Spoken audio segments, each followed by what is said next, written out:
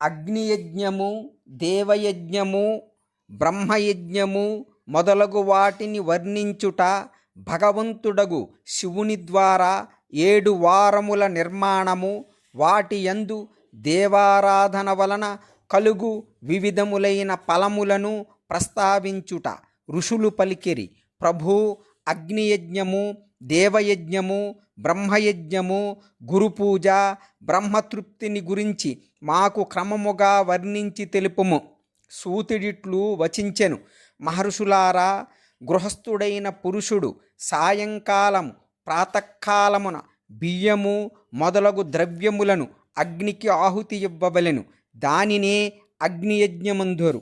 బ్రహ్మచర్య ఆశ్రమమునందున్న బ్రహ్మచారులు సమిధల నుంచుటయే అగ్నియజ్ఞము, అగ్నికార్యము.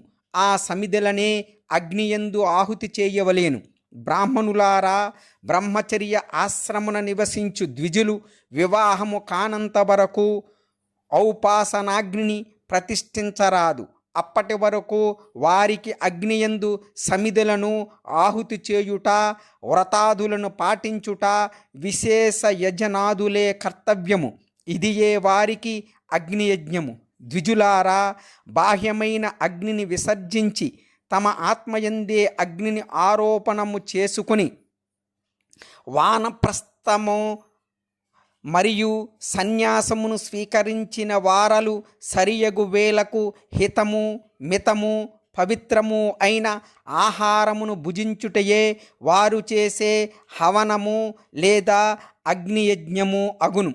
బ్రాహ్మణులారా, సాయంకాలము అగ్నికి ఇవ్వబడిన ఆహుతి సంపదలను ప్రదానము చేయునదగును అని తెలుసుకొనవలెను. ప్రాతకాలము సూర్యదేవునకు ఇవ్వబడిన ఆహుతి ఆయుస్సును వృద్ధి చేయునని తెలుసుకొనవలెను. పగటి సమయమున అగ్నిదేవుడు సూర్యుని యందే ప్రవిష్టుడయుండును కనుక ప్రాతకాలమున సూర్యుని కొసగబడిన ఆహుతి అగ్నియజ్ఞము యొక్క అధీనమయ్యుండెను. ఈ విధముగా అగ్నియజ్ఞము వర్ణించబడినది. ఇంద్రుడు మొదలగు సకల దేవతలను ఉద్దేశించి అగ్నియందు ఆహుతి నొసగబడును. దీనిని దేవయజ్ఞమని తెలుసుకొనవలెను. స్థాళిపాకాది యజ్ఞములను దేవయజ్ఞముగా భావించవలెను. లౌకికాగ్నియందు ప్రతిష్ఠితమైన చూడాకరణాది సంస్కార నిమిత్తమైన హవన కర్మలను కూడా దేవయజ్ఞ అధీనములని తెలియవలేను. ఇప్పుడు బ్రహ్మయజ్ఞ వర్ణనను వినుడు. ద్విజులు దేవతల తృప్తి కొరకు నిరంతరము బ్రహ్మయజ్ఞమును చేయవలేను. నిత్యము వేదాధ్యయనము లేక స్వాధ్యాయము జరుగుటయే బ్రహ్మయజ్ఞమని చెప్పబడును. ప్రాతకాలము నిత్యకర్మల తరువాత సాయంకాలము వరకు బ్రహ్మయజ్ఞమును చేయవచ్చును. దాని తరువాత రాత్రి యందు చేయరాదు. అగ్ని లేకుండా దేవయజ్ఞము ఎట్లు జరుగును? దీనిని గురించి మీరు శ్రద్ధగా ఆధారపూర్వకముగా వినుడు. సృష్టి ఆరంభమున సర్వజ్ఞుడు, దయాళువు, సర్వసమర్థుడు అగు మహాదేవుడు సకల లోకములకు హితము చేయుట కొరకు వారములను సంకల్పించెను. ఆ పరమశివుడే సంసార రూపమైన రోగమును తొలగించు వైద్యుడు. ఆ స్వామి సమస్తము నెరిగినవాడు, సకల ఔషధములకు ఔషధము. మొదట ఆ ప్రభువు ఆరోగ్యమును ప్రసాదించు తన వారమును కల్పించెను. దాని తరువాత తమ మాయాశక్తి యొక్క వారమును తయారు చేసెను. అది సంపదలను ప్రసాదించెను. జన్మకాలమునందు దుర్గతులలో చిక్కుకున్న బాలకుల రక్షణార్థము ఆ స్వామి కుమారవారమును కల్పించెను. దాని తరువాత సర్వసమర్థుడగు మహాదేవుడు సోమరితనమును పాప నివృత్తి కొరకు సకల లోకములకు హితమునరించు తలంపుతో లోకరక్షకుడు భగవంతుడగు విష్ణువారమును సృష్టించెను. తరువాత సమస్తమునకు ప్రభువు భగవంతుడగు శివుడు సృష్టి మరియు రక్షణ కొరకు ఆయుస్సునకు కర్తయ్యి 3 లోకములను సృష్టించిన పరమేష్ఠియగు బ్రహ్మ యొక్క ఆయుష్కరకమైన వారమును తయారు చేసెను. దాని వలన సకల జగత్తునకు ఆయుష్షు సిద్ధించగలదు.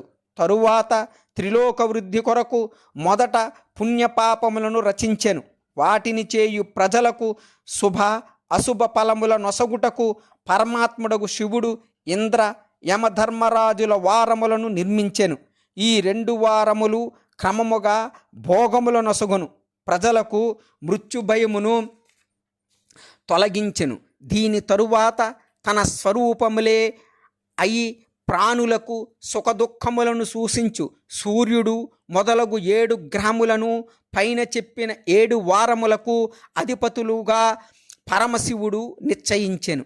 ఇవన్నీయు గ్రహ నక్షత్రముల యొక్క జ్యోతిర్మయ మండలమునందు ప్రతిష్ఠితములయ్యున్నవి. శివుని వారము లేక దినమునకు ప్రభువు సూర్యుడు, శక్తి సంబంధమైన వారమునకు అధిపతి సోముడు, కుమార సంబంధమైన దినమునకు అధిపతి మంగళుడు, విష్ణువారమునకు స్వామి బుధుడు, బ్రహ్మ యొక్క వారమునకు యజమాని బృహస్పతి, ఇంద్రవారమునకు స్వామి శుక్రుడు, యమవారమునకు అధిపతి శనిశ్చరుడు. ఈ వారములలో చేయబడిన ఆయా దేవతల యొక్క పూజలు మనము కోరిన ఫలములను ప్రసాదించెను.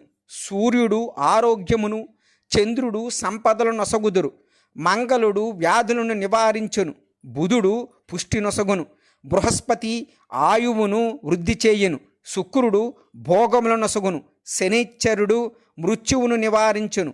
7 వారముల యొక్క ఫలములు క్రమముగా చెప్పబడినవి. ఆయా దేవతలను సంప్రీతులను చేయుట వలన ఈ ఫలములు ప్రాప్తమగును. ఇతర దేవతలకు చేయు పూజలకు ఫలమును ప్రసాదించువాడు పరమశివుడే. దేవతలను ప్రసన్నులను చేసుకున్నటకు 5 పూజా విధానములు చెప్పబడినవి. ఆయా దేవతల మంత్రములను జపించుట మొదటి పద్ధతి, వారి కొరకు హోమము చేయుట రెండవది, దానము చేయుట మూడవది, తపస్సు చేయుట నాలుగవది. ఏదైనా వేదిక మీద ప్రతిమయందు గాని, అగ్నియందు గాని, లేక బ్రాహ్మణ శరీరముందు గాని ఆరాధ్య దైవమును భావన చేసి షోడచోపచారములతో వారిని పూజించుట, ఆరాధించుట 5వ పద్ధతి. ఈ 5 పూజా పద్ధతులలో ఒకదాని తరువాత ఒకటిగా ఉత్తరోత్తరము శ్రేష్టములు. ఒకవేళ మొదటిది లేనప్పుడు రెండవ దానిని ఆధారముగా చేసుకొనవలెను. ఇట్లే ముందుంది లేనిచో తరువాత దానిని ఆధారముగా తీసుకుని దైవ పూజను నిర్వహింపబలెను.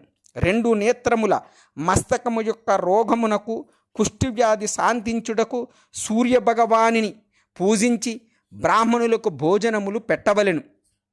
తరువాత 1 దినము, 1 నెల, 1 సంవత్సరము లేక 3 సంవత్సరముల వరకు ఎడతెగకుండా సాధన చేయవలెను. దీని వలన బలమైన ప్రారబ్ధము సమకూరినచో రోగములు, వృద్ధాప్యము మొదలగునవి నశించెను. ఇష్టదైవము యొక్క నామమంత్ర జపము మొదలగు సాధనలు వారము వలననే ఫలముల నొసగును. రవివారమున సూర్యునకు, ఇతర దేవతలకు, బ్రాహ్మణులకు విశిష్ట వస్తువులను అర్పించవలెను. ఈ సాధన విశిష్ట ఫలము నొసగునదగును. దీని వలన విశేషముగా పాపము శమించెను. సోమవారము నాడు విద్వాంసులు సంపదల కొరకు లక్ష్మీదేవి మొదలగు దేవతలను పూజించవలెను. ధర్మపత్నితో కూడి బ్రాహ్మణులకు నేతితో వండిన అన్నమును భోజనము చేయించవలెను. మంగళవారము రోగముల శాంతి కొరకు కాళికాదేవి మొదలగు దేవతలను పూజించవలెను.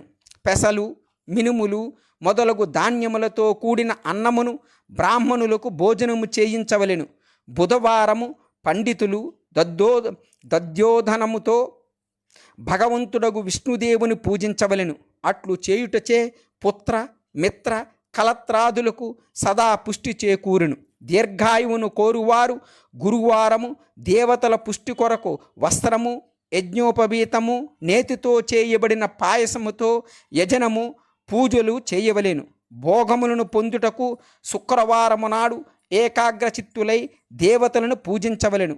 బ్రాహ్మణులను తృప్తిపరచుటకు షడ్రసోపేతమైన భోజనమును పెట్టవలెను. ఇట్లే స్త్రీలను సంతోషపెట్టుటకు సుందరమైన వస్త్రాదులను ఏర్పాటు చేయవలెను. శనిశ్చరుడు అపమృత్యువును నివారించును. ఆ రోజు బుద్ధిమంతుడైన పురుషుడు రుద్రాదులను పూజింపవలెను. తిలహోమ దానము చేత దేవతలను తృప్తిపరచి బ్రాహ్మణులకు నువ్వులతో కూడిన భోజనమును పెట్టవలెను. ఈ విధముగా దేవతలను పూజించువాడు ఆరోగ్యాది ఫలములను పొంది సుఖముగా నుండును. దేవతలకు నిత్య పూజలు, విశేష పూజలు, స్నానదాన జప హోమములు చేయవలేను. రవివారము మొదలగు విశేష తిథులు నక్షత్రములు కలిసినప్పుడు వివిధ దేవతలకు చేయు పూజలందు సర్వజ్ఞుడు జగదీశ్వరుడు భగవంతుడగు శివుడే ఆయా రూపములో పూజలందుకొనును. సకల ప్రజలకు ఆరోగ్యాది ఫలములను ప్రసాదించెను. దేశకాల పాత్రతలను ద్రవ్యమును శ్రద్ధయును లోకానుగుణముగా తారతమ్యముల క్రమమును దృష్టియందుంచుకుని మహాదేవుని ఆరాధించు వారికి ఆ స్వామి ఆరోగ్యాది ఫలముల నొసగును. శుభకర్మల మంగళప్రదముగు కర్మల ఆరంభమున అశుభకర్మల అంతమున అట్లే జన్మ నక్షత్రము వచ్చినప్పుడు గృహస్థుడు తన ఇంటిలో ఆరోగ్యాద్యుల సమృద్ధి కొరకు సూర్యాది గ్రహములను పూజింపవలెను.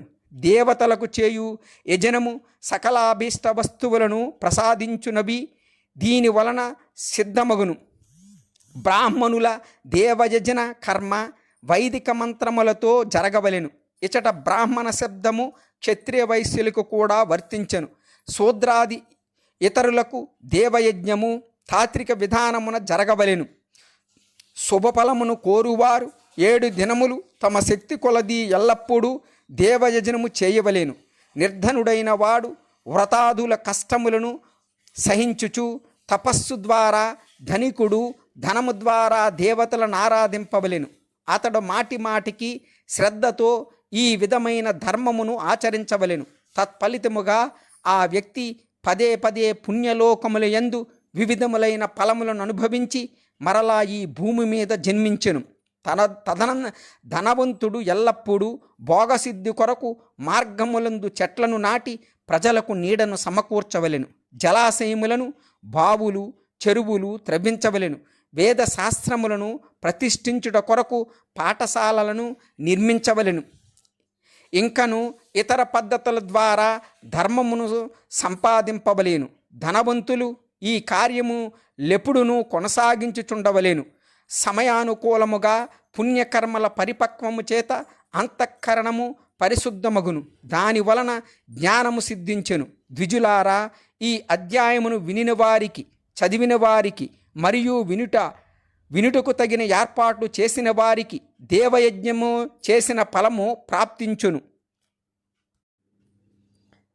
అగ్నియజ్ఞము దేవయజ్ఞము బ్రహ్మయజ్ఞము మొదలగు వాటిని వర్ణించుట భగవంతుడగు శివుని ద్వారా 7 వారముల నిర్మాణము వాటి యందు దేవారాధన వలన కలుగు వివిధములైన ఫలములను ప్రస్తావించుట ఋషులు పలికిరి. ప్రభు అగ్నియజ్ఞము దేవయజ్ఞము